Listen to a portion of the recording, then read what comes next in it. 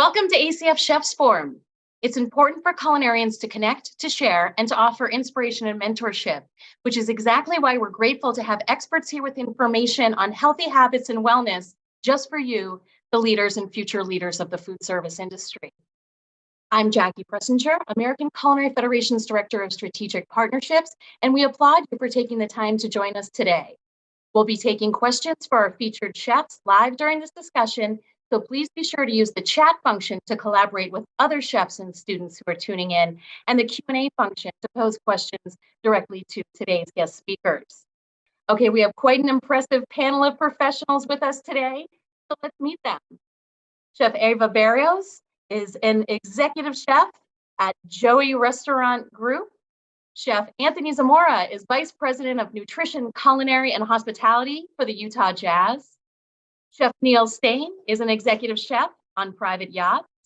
Chef Lisa Dorfman is a chef, wellness expert, and a representative from the ACF Work-Life Balance Task Force, also known as the Running Nutritionist.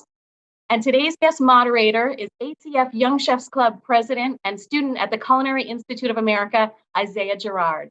Isaiah, at this time, I'll pass the webinar over to you. Thank you. Hello, chefs. Welcome and thank you for joining us on this very special call today. Our topic that we will be discussing today affects us all as chefs. However, it is oftentimes not discussed. As an aspiring culinarian, I am very excited to hear the great advice our panel has to share on developing and maintaining healthy lifestyles as a chef. As chefs, we strive to be the best and provide remarkable experiences and food to our guests. However, in the mix of everything, we forget to take care of ourselves. I have learned from personal experience that it is impossible to provide the best for somebody else if you are not taking care of yourself first. The stress of the job makes it easy to fall into bad lifestyle habits, such as getting hammered after work or doing drugs to numb the pain. It is important to speak out about this so change can happen. In this call, we will hear from our panel of chefs on how they practice a healthy lifestyle and maintain a good work-life balance. With that being said, let's get started. In the industry, there are so many stresses and many things that may be in your mind at once. It is easy to become overwhelmed and stressed out. Sometimes we forget why we started and what made us fall in love with this industry. We will start off with the question: what made you fall in love with this industry? Chef Eva, we'll start with you. Hello, happy to be here. One of the things that I love about the culinary industry is cooking. I love cooking. I love the fact that we can create something so artistic and beautiful. And besides that, of course, just the flavor of it, being able to develop other young chefs to help them reach the goal that they're looking for, which is become a chef, and also guiding people to understand what it takes to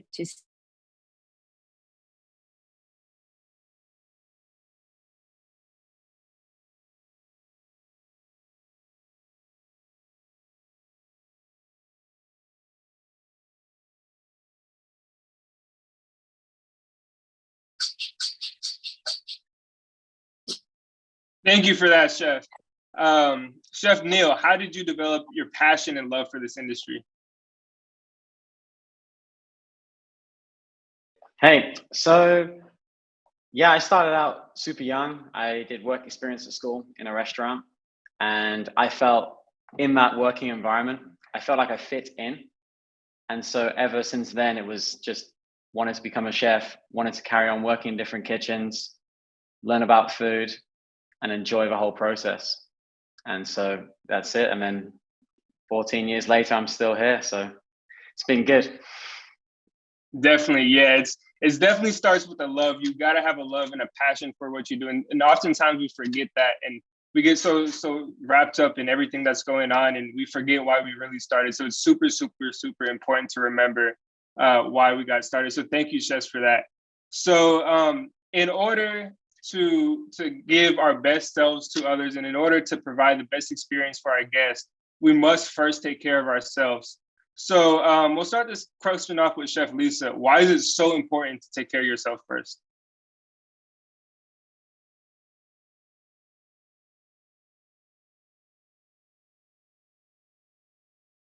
Chef, I believe you're on mute. I'm sorry.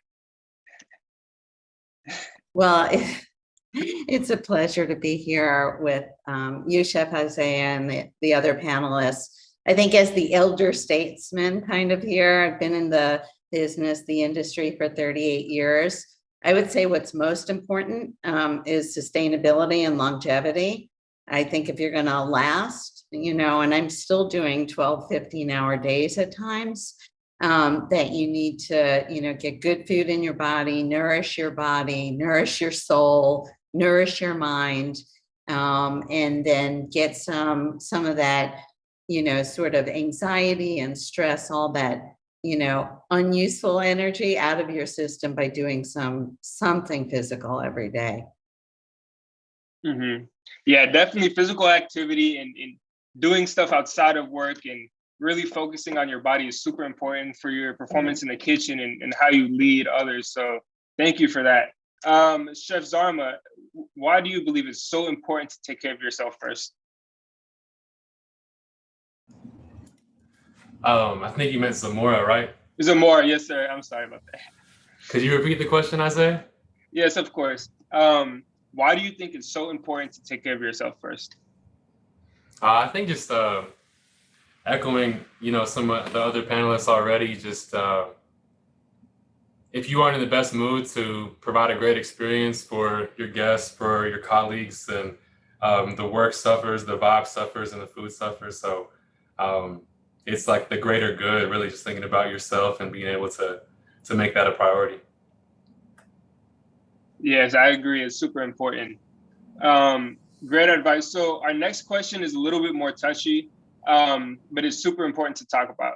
So part of living a healthy lifestyle is having peace of mind in the kitchen.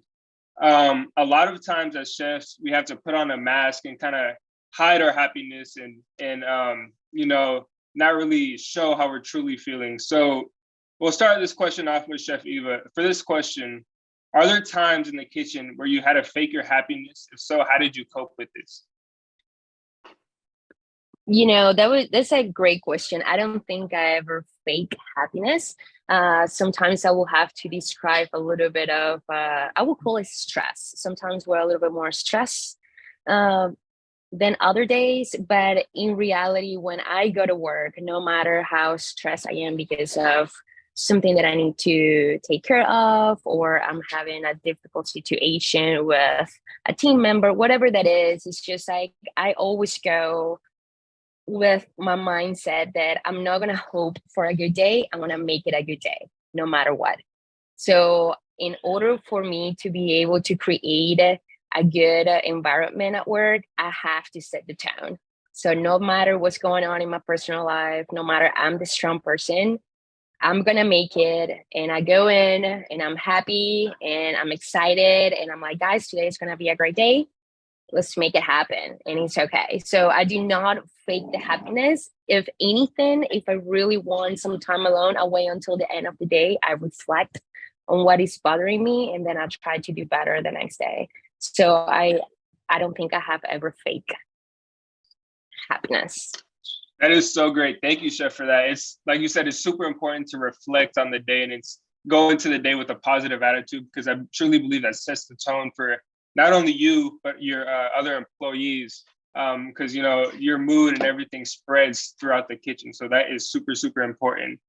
Chef Neil, for you, have you ever had a fake happiness, and if so, how did you cope with it? Similar as Eva said, I personally haven't ever had to fake happiness, but I have definitely worked in kitchen environments where it wasn't exactly a happy atmosphere. I think one way of looking at it is we get so wrapped up in it being business every single day that you do forget sometimes what you do, where you are, and you forget to be grateful for it. So if you take time to really think about where you are, what you've done, who you're cooking for, and the situation you're in, you'll then have a more positive outlook on the day, on the week. And I think that makes a huge difference, but it's something that's really hard to do. And you have to make a conscious effort to separate the business everyday mentality that we all generally go into work with. Thank you, Chef. If there's any other panelist that wants to add into this, feel free. Okay, so we'll move on to our next question. So thank you for sharing that, Chef. So a lot of times it's difficult to control or even impossible to control what happens to you at work. But as a leader of the kitchen, it's important that you maintain your self-care so you could adjust to the situations that occur. So daily routine is super important. So do you guys practice any daily routines in the morning or either at night that help you have your day run smoother? Chef Lisa, you could start with this question.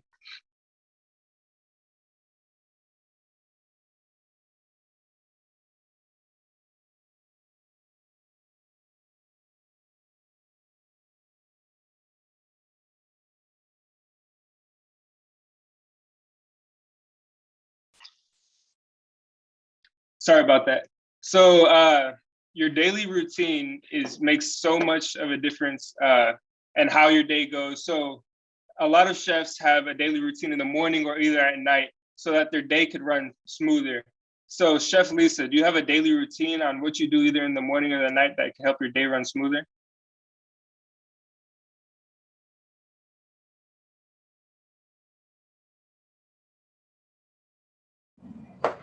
I don't think she's on. Yeah, I'll jump in, Isaiah. Okay, of course. So kind of piggybacking what Neil was talking about, remembering where you are and being grateful. I'll start at the end of the night. So I love to finish my night with like 10 pages of reading. It could be personal, professional development, could just be like a fun book, but I was just reading one called The Happiness Advantage, and they were suggesting to start your day with 3 very simple gratitudes. So it could be like, I'll say, sleep, coffee, and my pillows, for example, but just starting your day with a couple simple things that you take a second to realize you're grateful for. I like doing that. And then I love physical activity, any type of exercise. So I usually get my day started with that. And then probably drink too much caffeine. But really, I think setting the morning and then setting the night, I like to put my technology on Do Not Disturb, put that away, set my alarm. And every day doesn't go that way, but I'll try to hit that maybe 70% of the time. And I think that kind of just helps in the end of the day and the beginning of the day, those practices for me. Thank you, Chef, for that. Yeah, that's super important, like you said, to read a book or do something that kind of calms you down and could get your mental state right is super, super, super important to this industry. Great advice. So in this industry, it is super easy to work over 50 hours a week, and it could be hard to balance your family time with work time. So what do you guys do to balance this kind of work-life balance? Chef Eva, we could start with you. Hi. So one of the things that I do, I try to plan a week ahead, and I'm trying to figure out, okay, what are the things that I need to get done at work? How many hours do I really want to work that week? I need to make sure that I have a goal and said, I'm going to work 45 hours this week. This is what I need to accomplish. And this is the support that I need in order for all of us to have a 45-hour week. So we do that. So I'm not going to say that every week is the same, but for the most part, everyone is really working together and say, okay, we're going to make it happen so we can have the rest of these hours to be with our family, to go to, family events, or just be at home watching TV. Relationship. It's not a balance. It's a relationship. How can one work with the other in? Yeah, it's super, super important to have a harmony. Like you were saying, having an even, this setting time specifically for your family and for work is super, super critical. So Chef Neil, do you have any suggestions on this? I'm actually very similar as well. I'll make a to-do list throughout the week, and then that way on the weekend, I will attack the life admin first and foremost, and then I have the rest of the weekend to be however I want to be productive, if it's socialize, if it's rest and recovery, if it's being active. If you get all the stuff done you need to get done on your first day off, it makes things a lot easier as well. Okay, thank you for that, Chef. So, Chef Chef Anthony, so do you have kind of a daily routine? As in, I know it's super tough in the kitchen to kind of get those meals in and make sure your body is taken care of. Do you have a routine on eating habits? Do you meal plan? Do you do anything like that to make sure you get those meals in? Great questions overall so far. I'm loving this. I would say piggyback on the last thing too, though, like Google Calendar has changed my life. I didn't start using it until about a year ago. But as far as my personal food habits and, meal prepping and meal planning, I used to like legit have like an eating disorder, mildly around like having to be like healthy and regimented all the time. And as I've continued to just grow in life, I'm more like okay with, hey, can I eat 3 times today versus having to be super timed and regimented. And so I really don't. It's just kind of like, can I make the time to grab 15 minutes here or there and get some food in around the rest of the things that are going on. And I would say that not overcomplicating it. I'm big, keep it simple, KISS method. That'll help you because you have to be very adaptable in the industry. Okay, definitely. Yeah, being adaptable is also very critical because so many things happen at once. It's kind of hard to stick to one thing, but I think, like you said, if as a chefs, especially, being adaptable is super important. So we actually have a question from an audience member. So any chef can feel free to answer this question. So it says, I broke down and cried at work recently after a really tough, frustrating day. How can I show my coworkers that I am not weak since now I am being made fun of? Can I answer this one? Of course. Yes, and I'm sorry, talking about being adaptable, I'm now in my car because something happened with the internet inside my home. But I'm also a licensed mental health counselor. I would say like 60 to 80% of my private practice is filled with servers and chefs and folks who are breaking down. I think the COVID years has caught up with people. Dig inside themselves, and now now they're out. So it's at that you kind of it, and I think that's where exercise plays a role in making sure your eating habits are consistent, whatever that may be, and whatever diet you choose to follow or be on, or just to always continually nourish the system. But when you have those moments, I always say breathe. I think there was like a singer that said just breathe. Take a time out like a little child would. We always are great about saying to the kids, you need a timeout. Well, we need timeouts too. And you could practice, I call it the box method of breathing, 4-4-4-4. So take a deep breath of 4, hold it for 4, let it out for 4, and then just rest for 4. And you do a couple of rounds of that, and you are able to face the music again. And sometimes we're just so caught up in the kitchen and so caught up with what we're doing because we're artists and we're intense and we want to get the job done and we want to get it done right. But we forget to go to the bathroom. We forget to breathe, quite honestly. And so it's just a couple of minutes of just removing ourselves from a situation. And no, you may not be strong, 100%, but you'll be strong enough to get through the next hour, maybe build in a box breathing, on the hour. But take time to just get centered.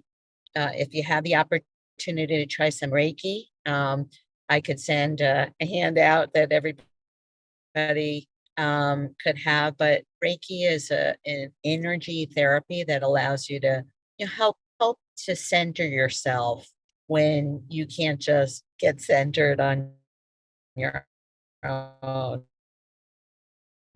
So That technique, you'll use it.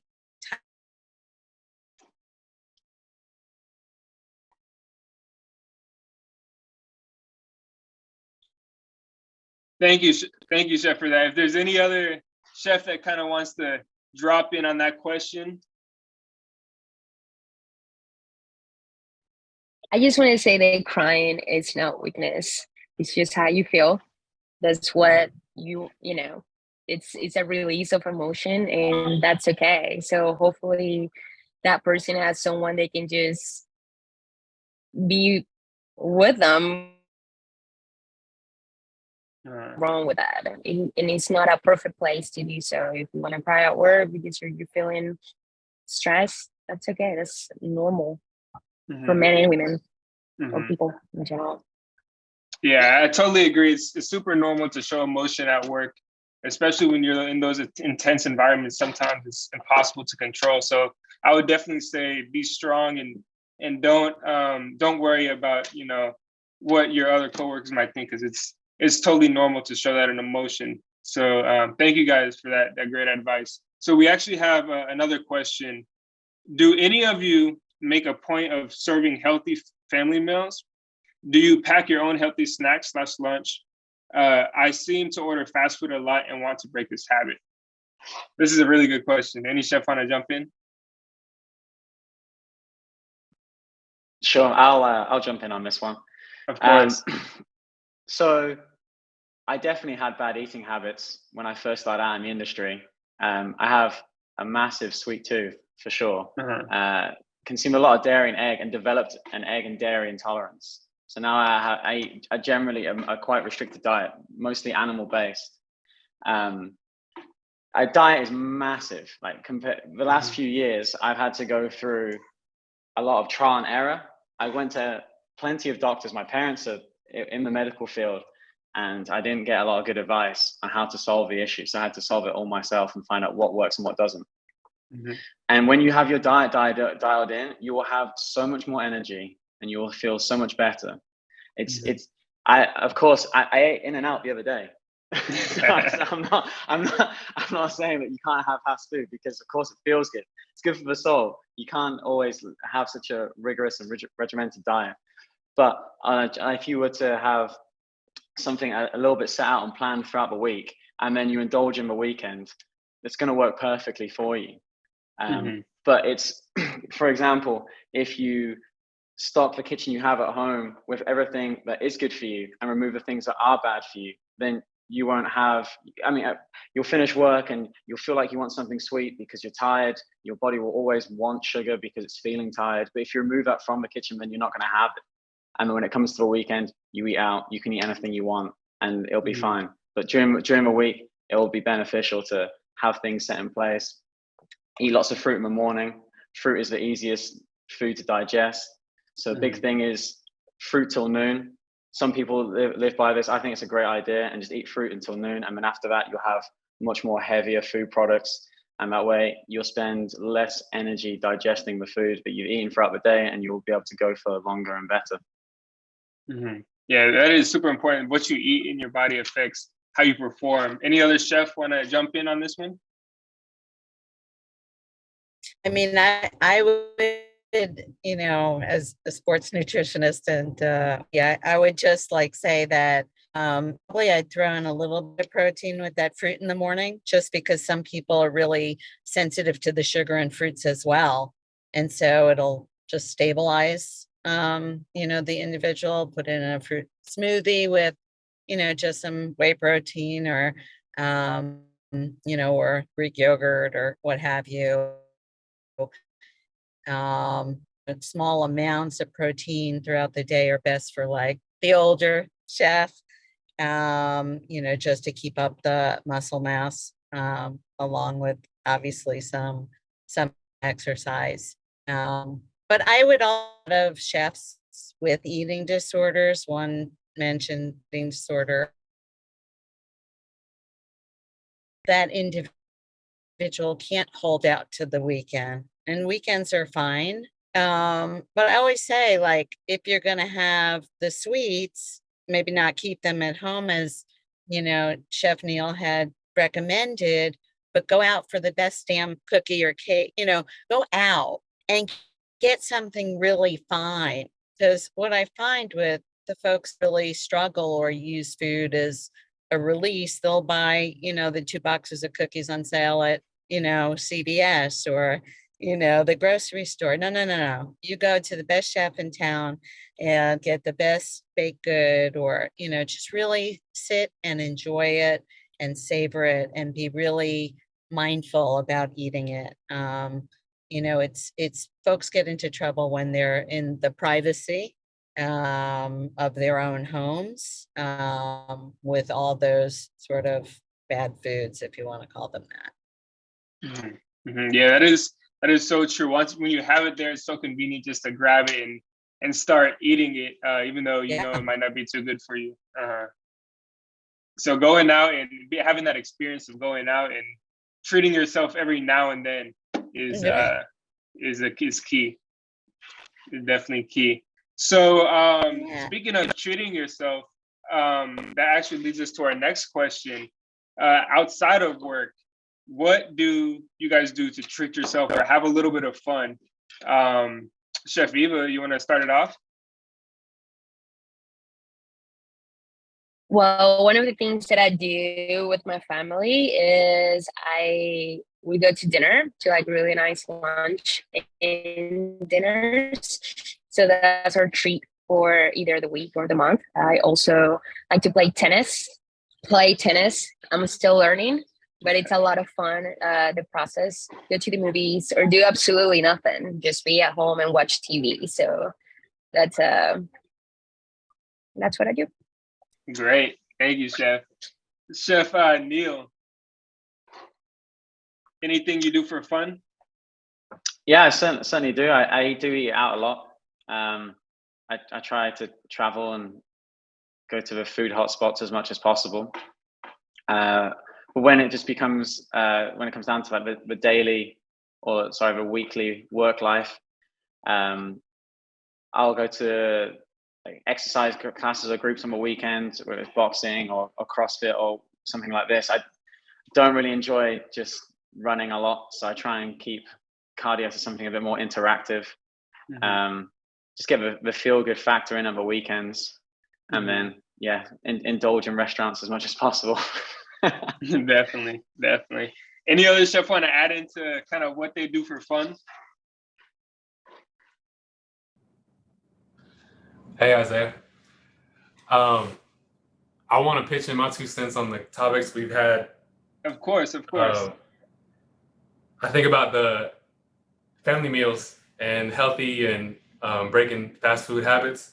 I might challenge an individual to check out. There are some pretty solid options at fast food restaurants. So like just because you go there, you don't have to get the fried sandwich or the French fries. So I would say challenge in that way. And then I wanted to say about the individual at work with the coworkers making fun of them, for crying. I think that's unfortunate that we have some immature people there that might treat you that way. But I think that the language that you use when you talk to yourself, coming at work, I talk to myself all day. I'll be like, let's go, Ant.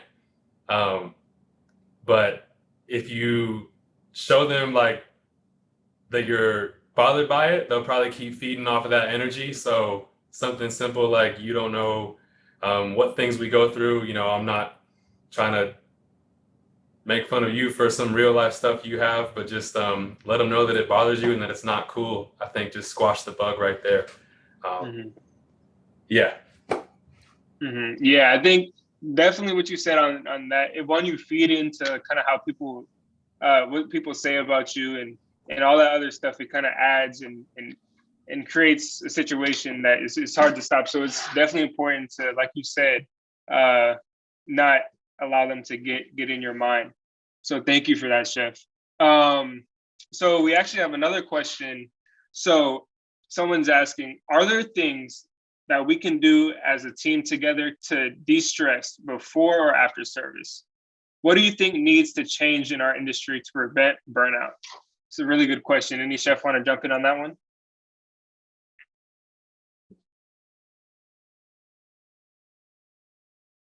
Yeah, I will. So I worked at a French laundry, and we would do a menu planning at the end of every night. And there would also be some highlights from the service as a debrief. This is the only restaurant I've ever worked in that has done this. And I think it's brilliant because it's the same as analyzing a sports match or whatever. So you'll go through what's gone wrong, what we can do the next day to improve. People can have a voice their opinion on how they thought the day had gone. I think that also then creates a sense of unity within the team rather than it being, I think there's a big thing about the separation between junior and senior. I think it shouldn't be such a separation. People should feel like they are fully supported. And if they can't voice opinions and they can't talk about the day with the team around them, then they're never going to really feel that they're being supported. Yeah, it's super important to have support from not only your coworkers, but from the top, because I feel like a lot of times cooks may be intimidated to talk to the chefs and maybe intimidated to kind of, speak with those that are higher than them. So I think it's super important to kind of have that family feel in the kitchen, because that really helps the environment. And ultimately, when you have a good environment, the food comes out better and everything ultimately flows a lot better. So thank you for that. Any other chefs that wants to add to that question? I mean, I totally agree with Chef Neil on the work life task force committee. That's exactly what they said, that it has to come from the top down, that the top, sort of novice chefs need to, act. If the novice chefs feel intimidated, maybe there's another way, to connect. Maybe there's a recommendation box where they anonymously, put some, recommendations or suggestions, or but the whole debriefing, how did the service go? Focus on, not the people, but the delivery of the food. And what y'all could do better as a team. And then maybe just take, like, again, time outs to have some fun together, whether you play some soccer or, just get together for, just a fun afternoon at the beach, if you have a beach or the mountains, or, but just have fun together, see each other beyond the kitchen. And it just helps the relationships. Definitely. Bring it back into the kitchen. Definitely.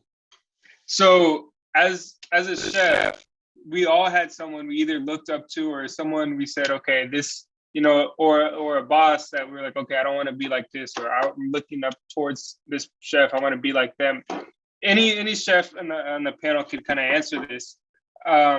Was there a chef that you were like, I want to be like them because they lead this way, or they have this philosophy in the kitchen? Or is there a chef that you're like, I know I don't want to be like this chef?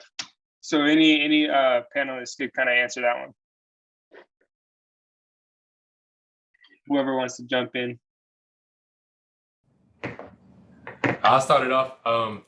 I got the opportunity to work really closely with Chef Sean Loving, CMC, in the NBA bubble. And then I've gotten to go visit him at where he used to teach at in Detroit, and now at his club, the Detroit Athletic Club. But he really embodied to me like being one of the most professional people I ever met, but also the guy who like has jokes and likes to have a good time. So I thought that he balanced those things really well, and I strive to be like him in my practice.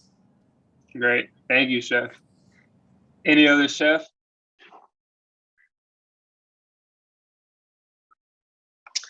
Yeah, I'll jump in. So I think I've worked with an array of personalities over the years, and each have different characteristics that are positive. Some have obviously negative too. But I think one standout example would be when I worked in Napa, when I worked in California, that I needed to speak to the head chef. I had some issues going on in my personal life, And that can be quite a difficult situation to approach. I just said, hey, chef, you have a minute? And he was like, yeah, of course, right now, let's go. What's up? Tell me, talk to me. And we went outside the kitchen, sat down, had a chat about what I needed. And that seems so simple and so normal, but that's so few and far between. And I thought that I felt so relaxed to say whatever I needed to say.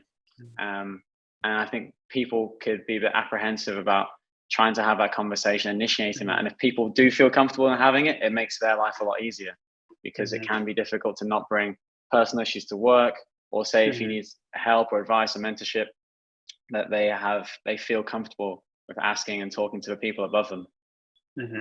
Yeah, I agree so much. I feel like the chefs that I got the closest to were definitely the chefs that I was able to talk to and that took the time to talk with their team and that really cared. I think that those are the chefs that really made the biggest impact. So it's super important. It's easy to, have so much going on, but I think just taking a few minutes to talk to your team and really make connections with your team, it makes a big difference. So if you guys want to share a personal experience of a time that you may have struggled with work-life balance or bad habits, or you seen one of your team members struggle with this in a way, and then just say a way that helped you recover from this, or a way that you might have helped them recover from this. Any chef could jump in on this one.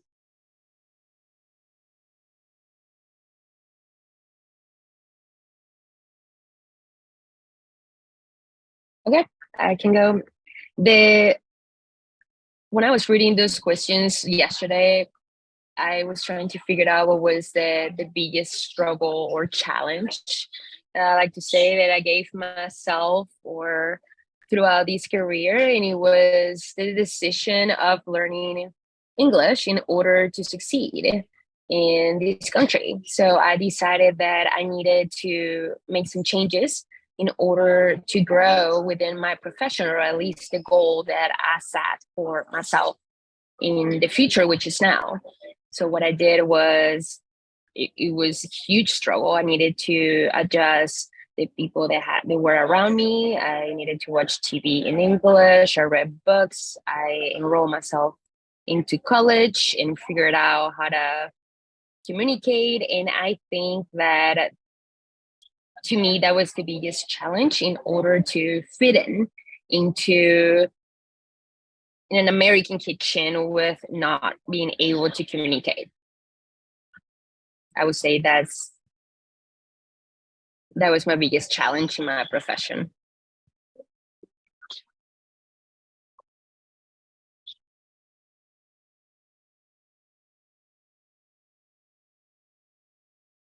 I'm sorry, Chef. Was there anybody that you kind of reached out to during the process of you trying to kind of learn English, and is there anyone that helped you through that process? Yes.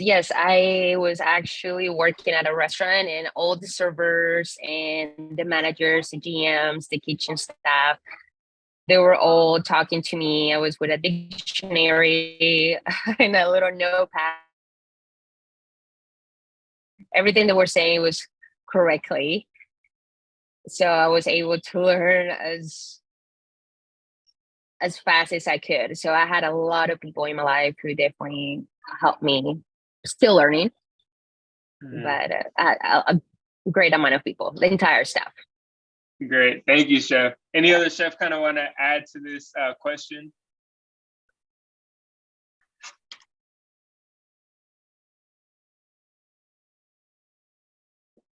Great. So, any words of advice or anything that you guys might have to say to young chefs that that are in culinary school, or that are first time working in the kitchen? Any words of advice that you guys might have for them if they're thinking they really like it, but they don't know how to deal with the stress of everything, or just any piece of advice that you think you could give to young chefs? We could go around one by one, each panelist, and kind of give your piece on what you have to say to young chefs. Chef Neil, we could start with you.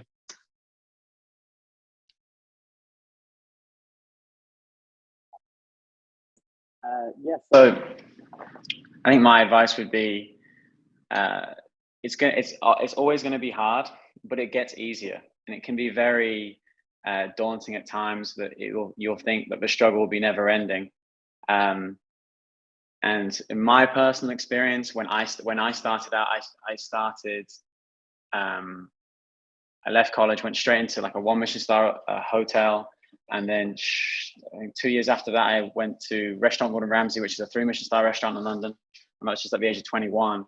So I didn't really have a lot of experience at all. And I was definitely not the best chef there. No, starting as a commis chef. And then I worked my way up to junior sous within 3 years. I left as sous chef after 5 years. And so many other chefs came in who I personally felt, and I still believe they were more talented than I was. The difference between me finishing where I was and when they left was I just didn't give up. I just kept going. Whenever there was hard times, I would try and understand what was difficult about it, what changes I could make, and just every single day just try and be better than I was the day before. But then also just seeking mentorship from above, because advice from senior members of staff can be extremely helpful and give you a better perspective of situations, and an understanding of what's going on around you. Yeah, it's super important to get advice from those who have already been through it, so that way we could learn and kind of avoid making those same mistakes. So thank you, Chef, for that. Next, we could go Chef Eva.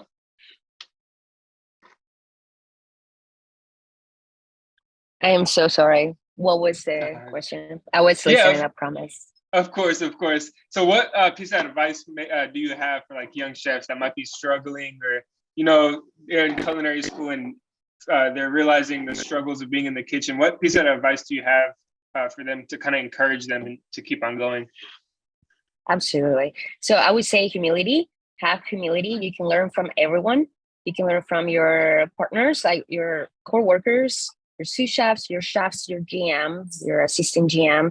Just always be open-minded, take notes, and be curious. Ask questions. Always ask questions. How can I get better? Ask for feedback. Don't wait until the 60-day review or the 1-year review to hear what you need to improve. Ask weekly, monthly. How can I be better? How can I be a high performer? I think that that's the key. Just being curious of how to be better every day. Definitely asking questions. Chef Anthony. Neil and Eva, those are really great points. Really great to hear that from y'all. For me, I think that it's realizing that, like, if you want to be successful and you want to be great, that there's going to be a lot of sacrifice. And I had, in my first few years getting started, some awesome opportunities, and there were times where like 3 nights a week I was sleeping at work just because it was so intense. But like Neil was saying, like, it does get better and it does get easier.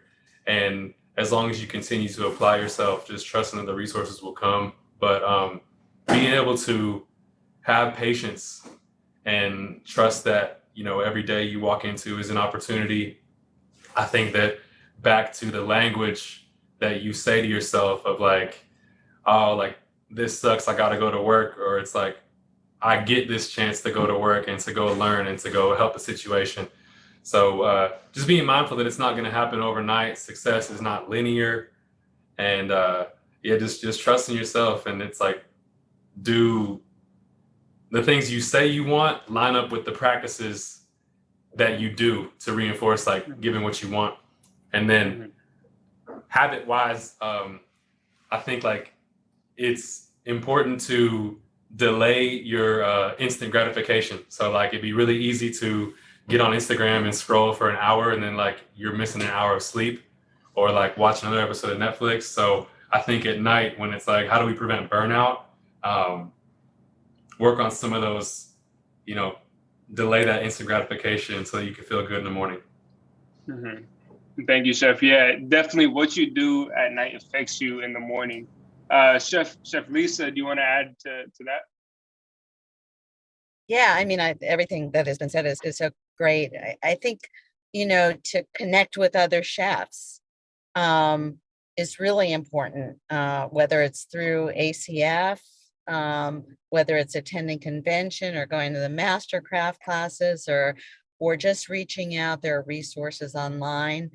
I think one of the second things is that I learned from Chef Jeffrey Schissel, who's on our work-life force task committee, using an acronym FAIL. And there's no such thing as fail. It's a first attempt in learning. So never ever feel, because we're going to fail a dozen times when you're trying a new dish before you really get it right. And just, when you reposition that word, you don't feel so bad about yourself. And I think that the second thing that I mention often when I do presentations is the word attitude. So if you take each of the letters of attitude, ATT, and the number in the alphabet that it corresponds to, the word attitude adds up to 100. So when you give 100% of yourself, if you're doing the very best you can, then that's something to feel good about, because that's all we have is to do, the best that we can. And really, and I mean this wholeheartedly, I think ACF is just the best resource. I mean, it's like our parent organization, and there's so many really, really cool chefs that you could ask anything and talk to about anything. So, and there's always somebody to connect you to the right chef. So, Thank you, Chef. And I love what you said about failure, using that acronym, because I personally experienced a lot of failure, but for me, that's where I grew the most. Chef Eva, I used to work for her, she knows it, but it's kind of like where you learn the most is where you fail the most. So I think a lot of young chefs might be afraid to fail, but I feel like the only way to kind of grow is to fail and learn from your failures. So thank you for mentioning that, Chef. We actually have a few other questions. So any chef could kind of jump in on these questions. What is one small step starting healthier lifestyle that I could take today to begin to head in the right direction? They want to make themselves a priority. So any chef wants to jump into that one. Take a 30-minute walk every day.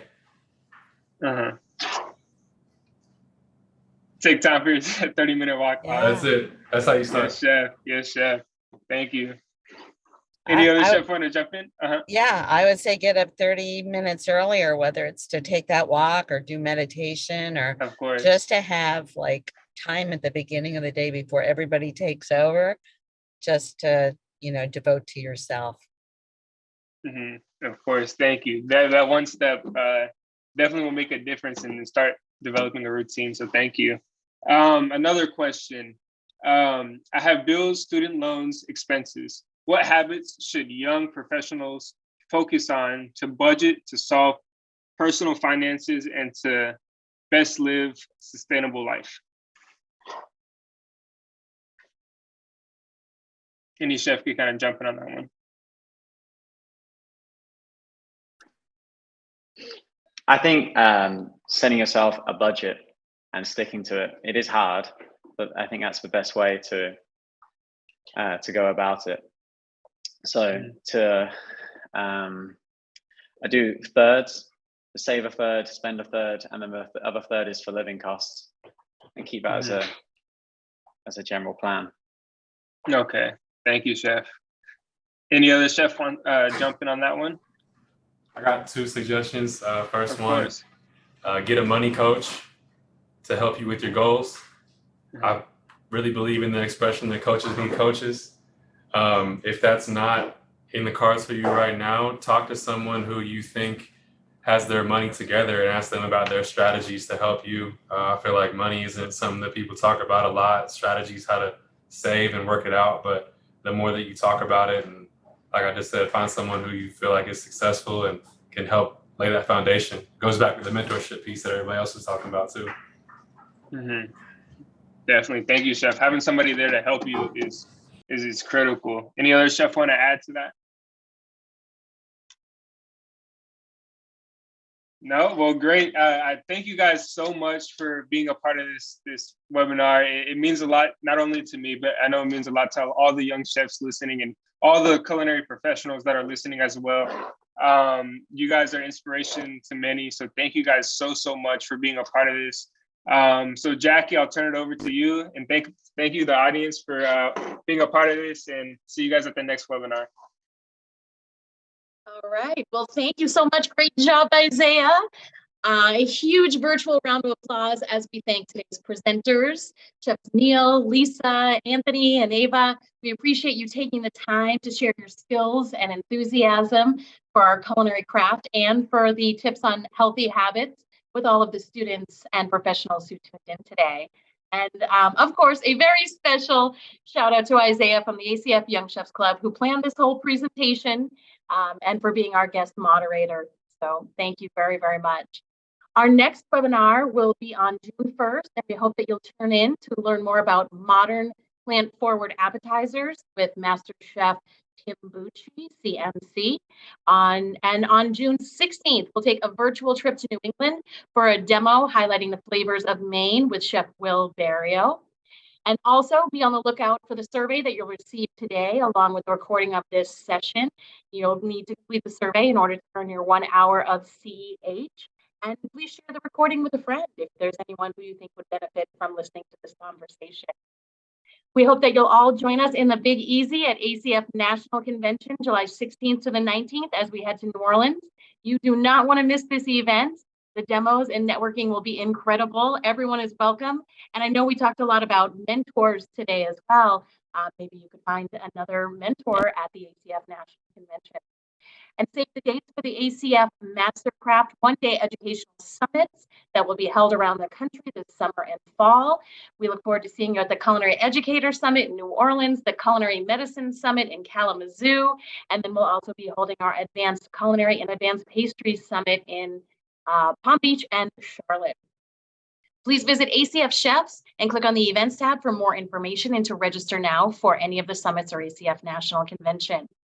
On behalf of the ACF National Office, thank you again for tuning in to this very important learning opportunity, and thanks to all of our panelists and moderator. Have a great day, everyone.